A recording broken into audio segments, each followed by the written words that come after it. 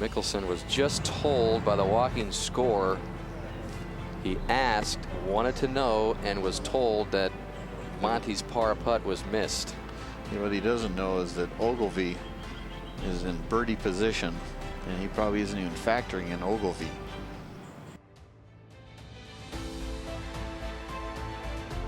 Hi, this is Michael Bamberger with Golf.com. I'm delighted to be here with Mark Loomis, the executive producer of golf for Fox Sports. You've caddied here, you've played in tournaments here, and today we're going to talk about Phil Mickelson's play on the 72nd hole of one of the most famous U.S. Opens of all time. Now, you played here with Jim Curry and other athletic left-handers. What is a left-handed golfer trying to do here on this 18th hole? Well, I mean, you know, it looks like when you're standing on this tee, it kind of looks like a dogleg left, but the reality of it is that the first shot is a pretty straight shot. Right at that bunker is the way to go. I think back then it was probably about 295 to that bunker, and so you're either trying to be just to the left of it.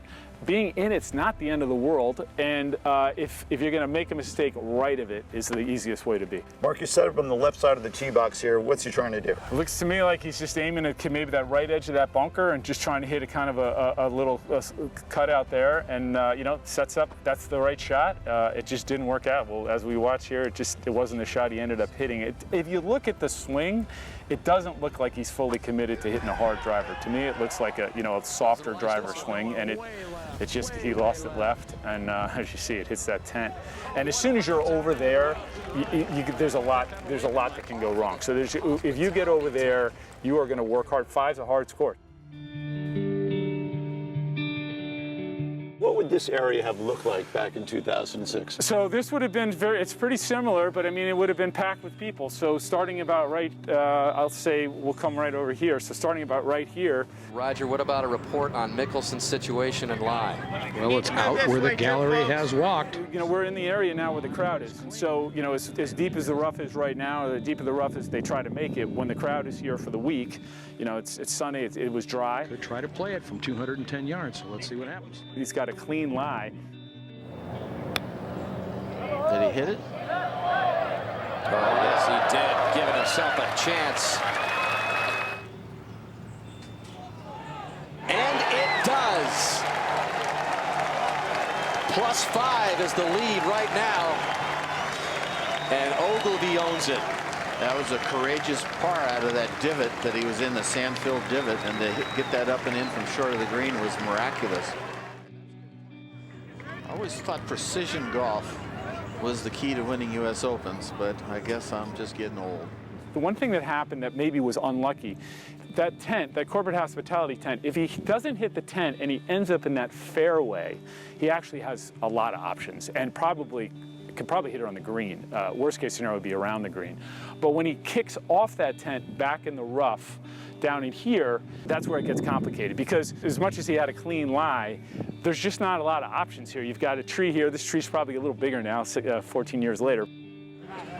Well, Johnny, he's trying to see the flag. For him to play on that line, he would have to keep the ball unbelievably low. I don't know how the shot could work out. You know, that tree blocks him from going up.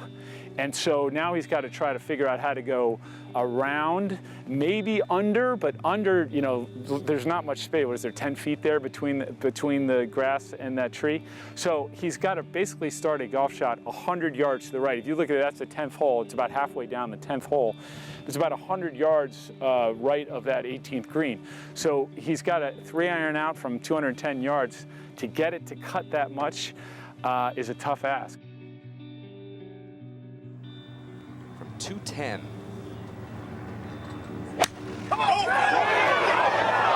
no, it's caught an elm tree solid. And I believe it's gone backwards. And he still has got to be in a very bad situation, blocked out from the green. So, I mean, there was one guy after the next, you know, had struggled with this hole. Ogilvy was the only one who was able to get out of it. Mickelson's 4 could win it here. Tough spot. You know, I think that's kind of why, you know, New York loves Phil, and that's why we all love watching Phil play golf. He always went for it, and it's hard to say that was a bad thing. He's had an incredible career. He's one of the greatest golfers of all times, but sometimes when you go for it, it doesn't work out. He advanced that second shot 25 yards, 30 yards? Yeah, really, not much, right? It hit a tree and kicked down, and so now he's here.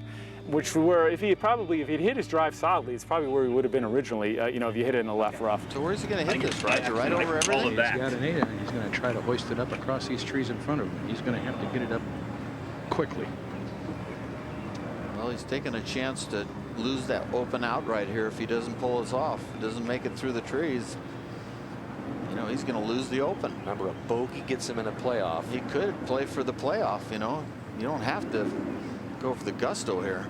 There was a little bit more room over here. I believe he was trying to go left to right with his 8 iron, and he just couldn't turn it, and it got in that front left bunker, and it plugged. This is the third.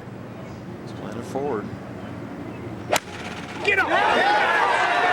Oh, he's hit it very high, but way left. He's going to try to get it up and in from, well, it's got the front left bunker. A fried egg in there. It is just implanted in that bunker, and Ogilvy has been watching all of it. This is a nightmare right here. You know, New York loves Phil, always has, and you know, people were excited. I think there was a real energy here that Phil had a real chance to finally win the U.S. Open. He'd been second 3 times, and so you know, this place was going crazy. He's the champion. We're going to give him one lift as he comes up here to try to pull off the improbable. I want to see the look on his face when he sees where that ball is.